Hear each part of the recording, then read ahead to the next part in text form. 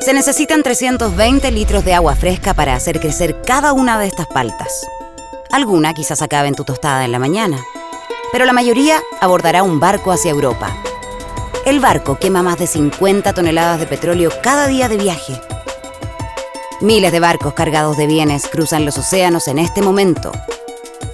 Vivimos en una red de producción e intercambio mundial costeada por los recursos de nuestro planeta. Agua, suelo, aire, bosques. Nos comportamos como si fueran inagotables. Pero para el año 2050 se espera que seamos más de 9.600 millones de personas sobre la Tierra. Harían falta casi 3 planetas para mantener los modos de vida actuales. Nuestro crédito se está acabando. ¿Cómo vamos a pagar?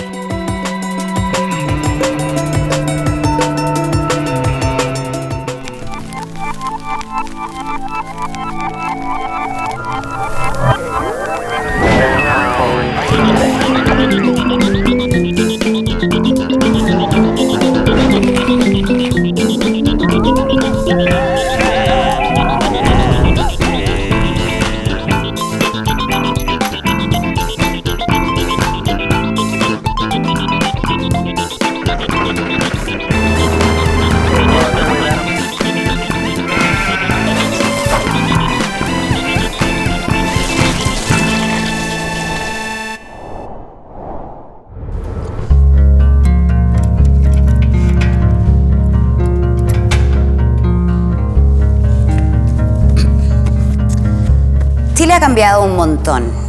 Pasamos de las micros amarillas al Transantiago, de las mujeres sumisas a las mujeres con poder, de las sopaipillas con pebre a las sopaipillas con salsa a la huancaína. Dicen que el cambio es positivo, pero nadie piensa eso del cambio climático. Los países aceptaron el Acuerdo de París y algunos de nosotros tratamos de reciclar y andar en bicicleta. ¿Me falta alguien? Sí, eso que no tiene cara pero tiene nombre. Una empresa, una fábrica, una corporación. Todas deben hacer algo y puede ser mucho más rentable de lo que piensan.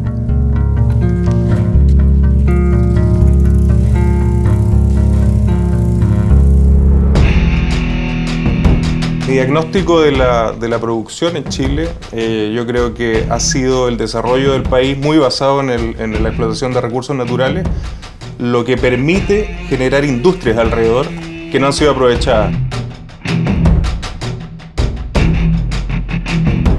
Lo poco y nada que se ha desarrollado hasta ahora ha sido basado en una economía lineal de hacer, utilizar, desechar. Como por ejemplo la mayoría de los productos de consumo que utilizamos todos los días, por ejemplo una lavadora, se hace, se produce, se utiliza, después no es reparable y todos estos componentes son desechados y se van a la basura. Lo mismo pasa con los smartphones y en la mayoría de los componentes electrónicos.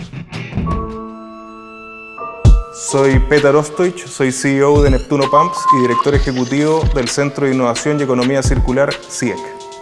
Neptuno Pumps es una empresa que nace hace 44 años en el desierto más árido del mundo, en la ciudad de Iquique, y hoy es una empresa que es un ejemplo en diseño y manufactura de bombas de clase mundial de alta eficiencia energética. Las bombas centrífugas son los equipos mecánicos que permiten que transportemos cualquier tipo de fluido y los encontramos en aplicaciones tan caseras como el día a día en nuestras casas, en distintos tipos de industria y también en otros equipos como autos, aviones, etc. Y juegan un rol fundamental en el transporte del recurso más importante que tenemos como seres humanos y es el agua, transportando hasta el 70% de este recurso a nivel mundial. Y uno de los primeros proyectos que hicimos con una importante minera en Chile fue rediseñar sus sistemas de bombeo y lo que conseguimos en un año de operación fue un ahorro en energía de $1,5 millones, lo que significó una reducción de las emisiones de CO2 de ese sistema de bombeo de 7.000 toneladas de CO2, lo que equivale a sacar de circulación a 7.000 autos en un año.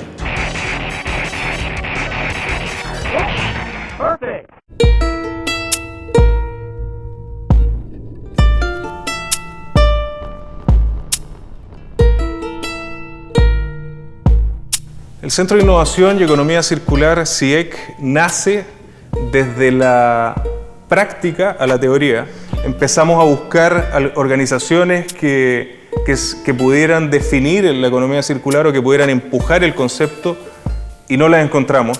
Y como emprendedores e innovadores decidimos dar el paso y crearlo nosotros mismos.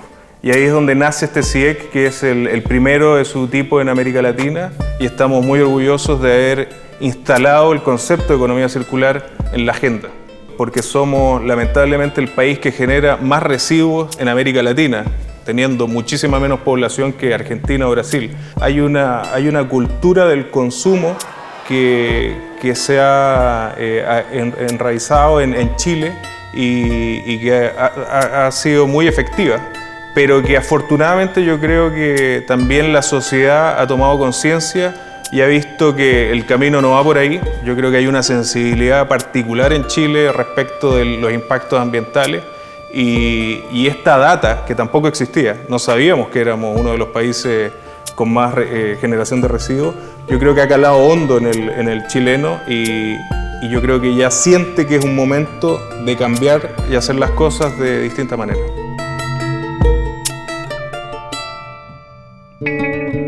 La economía circular es un modelo económico que busca mantener el valor de los productos y materiales durante el mayor tiempo posible, buscando la reutilización, la reparación y el reciclaje de estos materiales, generando empleos de calidad y combatiendo el cambio climático, siendo una respuesta al actual modelo lineal de la economía basado en el hacer, usar y desechar. Modelos exitosos de economía circular lo podemos ver a través de distintas industrias, desde la moda y textil, en electrodomésticos, e incluso en industrias, siguiendo en minería o en otro tipo de industria pesada. Cada chileno produce más de 1 kilo de residuos al día, lo que se traduce en 6,5 millones de toneladas anuales, de las cuales se recicla menos del 10%. El consumidor, al momento de elegir, tiene que preguntarse primero, ¿necesito realmente estos productos? Segundo, decir, el upgrade del producto que me están ofreciendo ¿realmente va a significar alguna mejora sustancial en mi vida?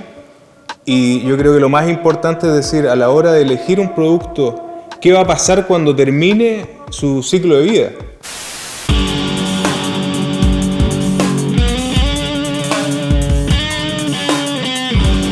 De acuerdo a un estudio de la ONU, de aquí al 2050, la economía circular podría significar para el planeta reducir 25% el uso de recursos naturales, reducir las emisiones de CO2 entre un 15 a un 20%, generar un beneficio económico de hasta $3 billones, incrementando el PIB de un 3 a un 5%, y solamente en Europa generar hasta 3 millones de nuevos empleos.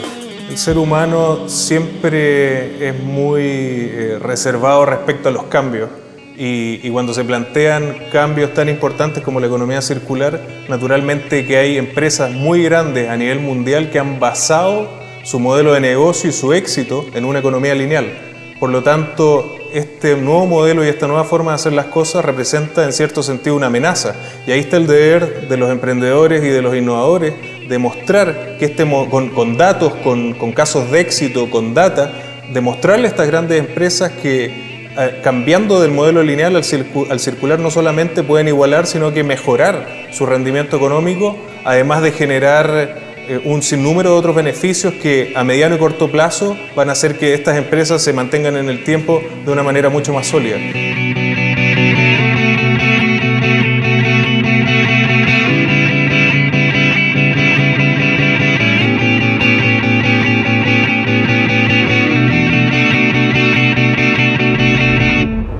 ¿Habías pensado que lo que comes contamina? No solo por su empaque, sino por lo que lo alimenta, lo transporta y el espacio que ocupa. En comparación a los años 50, los estadounidenses han doblado su consumo de carne y la ONU estima que la demanda mundial por la carne aumentará más del 70% en solo 40 años. Es que claro, ¿a quién no le gusta una hamburguesa? El problema es que la industria ganadera produce 1/3 de las emisiones de gases invernadero, mucho más que todos los sistemas de transporte juntos. ¿Cómo? ¿O sea que las vacas contaminan? Sí, exactamente. El ganado produce gas metano, y si son muchas vacas, bueno, entonces son muchísimos gases. Y no solo eso, para alimentar a todos esos animales hay que cultivar mucho grano, y estos cultivos ocupan el suelo donde antes se alzaban bosques, los encargados de absorber el dióxido de carbono. Y todo esto por seguir haciendo asados. Nuestra pasión por la carne, un gran responsable del calentamiento global.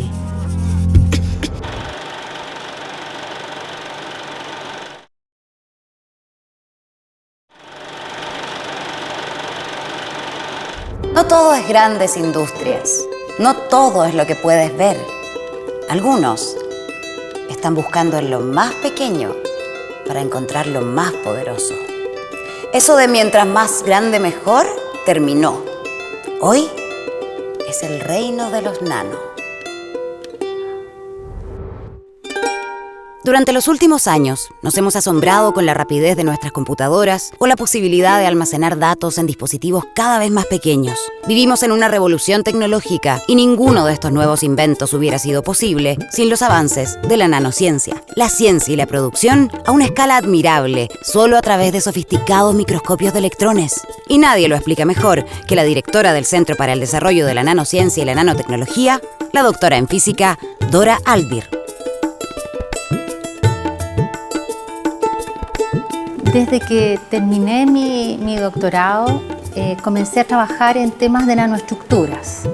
En esa época no necesariamente se usaba el término nano, pero sí estudiábamos cúmulos de átomos o superficies delgadas. La nanociencia estudia sistemas que tienen tamaños del orden de los nanómetros. Algunas de sus dimensiones debieran ser de menos de 100 nanómetros.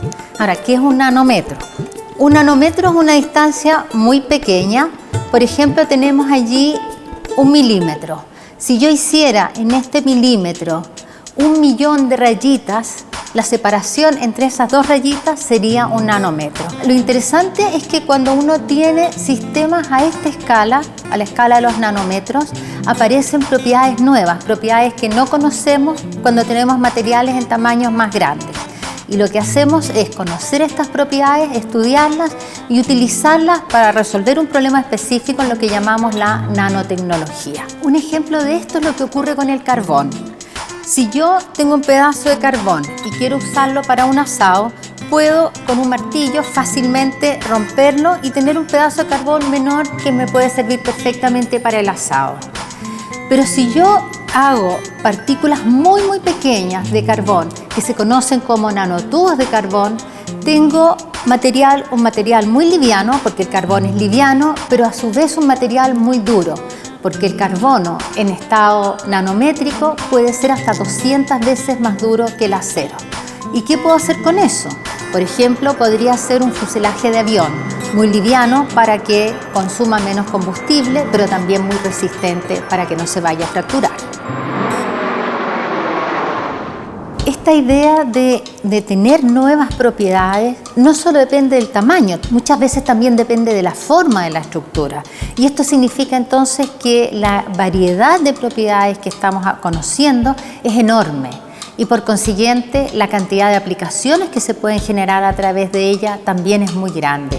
Por eso podemos pensar que estamos frente a una nueva revolución. Lentes que no se rayan, ropa que no se mancha e incluso usos para la minería son solo algunas de las aplicaciones que se han logrado desarrollar con el avance de la nanotecnología. Países como Argentina ya han declarado estos estudios como prioridad nacional. Europa y Estados Unidos destinan gran parte de su presupuesto a seguir desarrollándola. ¿Qué pasa con Chile? ¿Cómo nos podemos favorecer del desarrollo de la nanociencia? Chile, con esta idea de ser una potencia alimentaria, necesariamente debe utilizar nanotecnología, por ejemplo, en sus envases. Gracias a los envases vamos a poder evitar que nuestros productos se oxiden, vamos a evitar que maduren y vamos a evitar que tengan bacterias. Y con ello vamos a poder llegar a muchos mayores mercados que los que estamos llegando actualmente. Cuando un producto contiene nanopartículas, significa que se le ha agregado alguna característica adicional y podríamos tener ropa que fuese abrigada en el invierno y fresca en el verano, o bien para Santiago, que tenemos una amplitud térmica enorme entre la mañana y la tarde, no tendríamos que andar vestidos con una gran cantidad de capas y la misma ropa sería abrigadora en la mañana y fresca en la tarde. El cobre, en lugar de cobre entero, que está a $3 la libra afortunadamente, podríamos vender nanopartículas, cuyo costo es aproximadamente de $5.000 el kilo, bastante diferente. Y esto podríamos hacerlo con muchas de nuestros minerales. La nanotecnología realmente está al servicio de nuestra matriz productiva. Una de las áreas en que creo que nos va a sorprender la nanotecnología en el futuro, o en el futuro muy próximo, es en medicina. Gracias a las nanopartículas se está logrando atacar tumores, por ejemplo, sin producir ningún tipo de efectos secundarios. Pero también es posible producir ciertas reacciones en el organismo que permiten curar otras enfermedades, no solamente el cáncer. Creo que esta es una de las áreas que nos va a sorprender más en el futuro próximo. Vamos a tener métodos de diagnóstico mucho mejores, vamos a tener imágenes que van a ser innecesario abrir, por ejemplo, a un cuerpo para ver cómo es un tumor. Lo vamos a poder observar en 3 dimensiones perfectamente y ciertamente vamos a poder curarlo, destruirlo a través de la nanotecnología.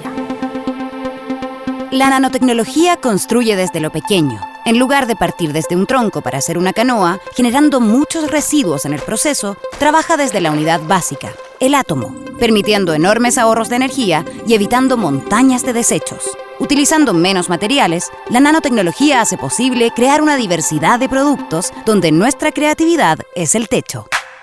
La nanotecnología abre tantas posibilidades que en parte sus aplicaciones dependen de la imaginación y de la capacidad de unir una propiedad en particular encontrada estudiando un sistema específico con un problema y proveer entonces una solución. Por ejemplo, la vacuna para la hepatitis fue hecha por un chileno.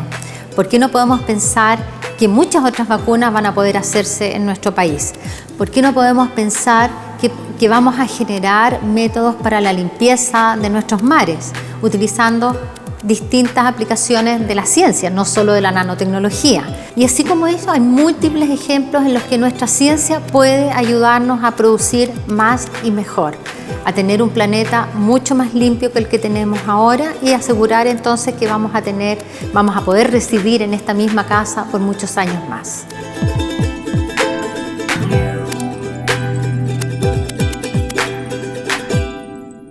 La nanotecnología ya tiene sus primeras estrellas, los supermateriales. No es ciencia ficción, es ciencia real. En el último tiempo se ha podido descubrir que los materiales tienen propiedades distintas según el tamaño de sus átomos. Materiales nanoscópicos que antes pasaban piola han dado grandes sorpresas. El más famoso es el grafeno. Viene del grafito. No sirve para escribir, pero es 200 veces más fuerte que el acero y 1.000.000 de veces más fino que un pelo de tu cabeza. Ya se usa en baterías, en aviones y naves espaciales para hacerlas más resistentes. Otro material sorprendente es la nanocelulosa, que se extrae desde las plantas. Es transparente, ligera y resistente. No solo serviría para crear gasas y vendas, sino también para crear mejores implantes médicos. También tenemos al Shrilk. Su nombre puede sonar raro. Proviene de caparazones de insectos y crustáceos.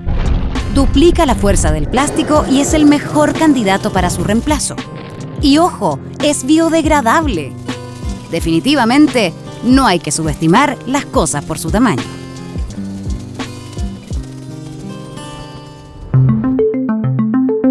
Algunos dicen que esto de tener conciencia medioambiental no es un estilo de vida aplicable para todos, menos para una empresa. Pero si te fijas un poco, la naturaleza tiene su círculo de producción perfecto. ¿Qué tal si aprendemos de él?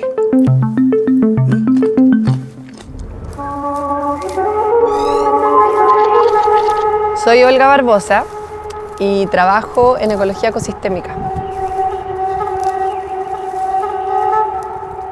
Mira, los servicios ecosistémicos fueron definidos en primera forma para que nosotros comprendiéramos cuáles son los beneficios que nosotros recibimos de la naturaleza. Por ejemplo, la polinización. La polinización es un trabajo, por decirlo así, que hace un insecto, puede ser, y que en el fondo, al generar su trabajo, normal, porque vive así, nos genera después una fruta en una planta. Si el ecosistema no está sano y faltan componentes, por ejemplo, no todas las funciones se pueden generar, porque cada una de las especies genera una función diferente.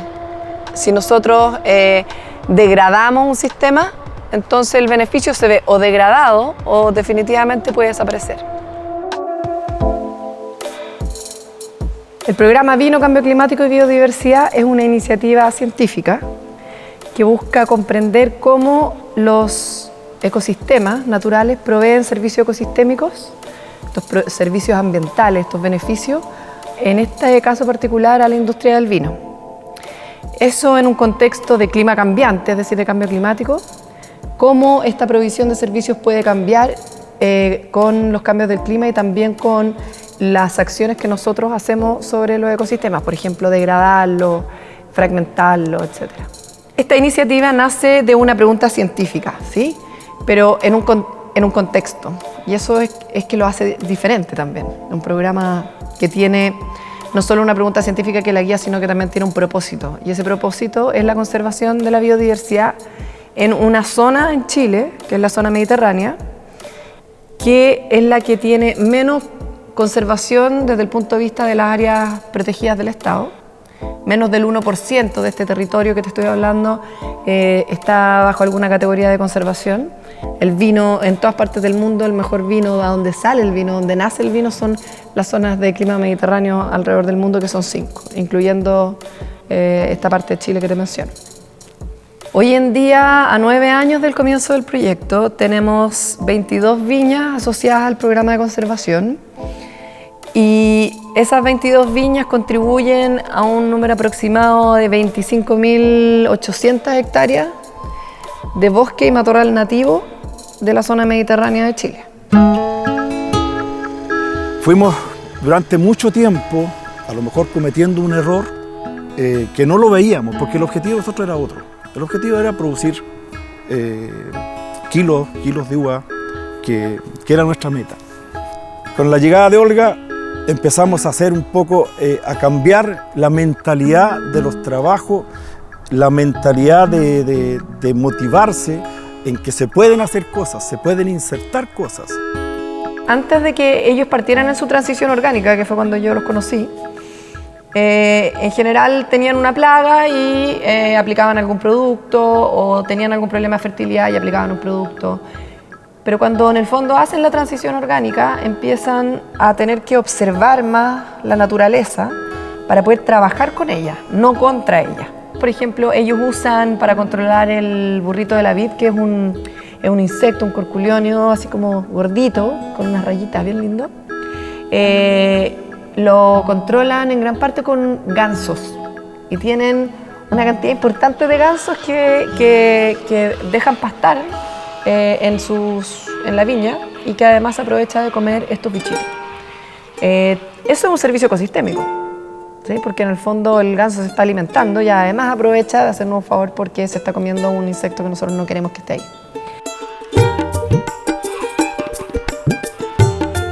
La verdad que hay mucha gente que se mete en el sistema orgánico, se van rápidamente, porque efectivamente en los primeros años uno tiene, podríamos decir, un efecto boomerang, como que te metiste y te rebotó rápidamente un montón de efectos negativos. ¿Negativos en qué sentido? En los vigores de los viñedos, en bajas producciones, y todo eso uno tiene que irlo afianzando con el tiempo. Y eso es primordial. O sea, si uno no está convencido y uno no está dedicado al manejo orgánico y sustentable, en el corto plazo siempre te vaya a ir. El estándar medioambiental está empezando a ser súper importante en los negocios. Ya no es así como un premium. Muchas veces ahora es un requisito para entrar a varios mercados. Entonces es una ventana de oportunidad que hay que usarla. Y cuando la gente puede que entre por ese interés, tú te das cuenta cuando conversas con ellos o con ellas después que efectivamente la gente está convencida más allá de ese propósito de cumplir tal y cual regla. La gente cuando conoce la importancia de la biodiversidad, la provisión de los servicios ecosistémicos, cuando empieza a observar y a conocer la naturaleza y entiende lo que es la ciencia, cambia de parecer.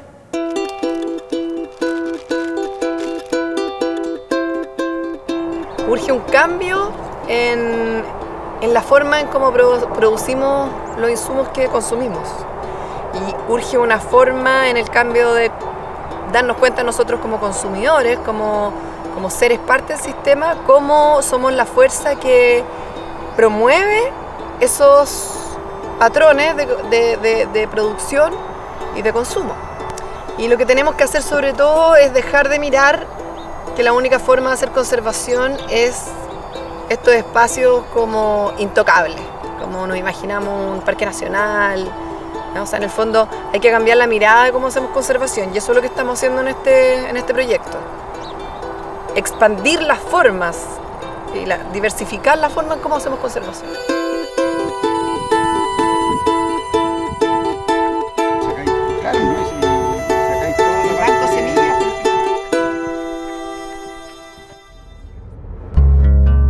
Asumimos que para hacer papel necesitábamos botar árboles. Ahora salimos de la idea lineal y para tener papel nuevo ocupamos el que era un desecho. ¿Consumidores o ciudadanos? ¿Consumidanos? ¿Ciudaminores? No importa, podemos ser ambos. Cuidar el medio ambiente no se trata de ser hippie, se trata de estar preparado para los mercados del futuro.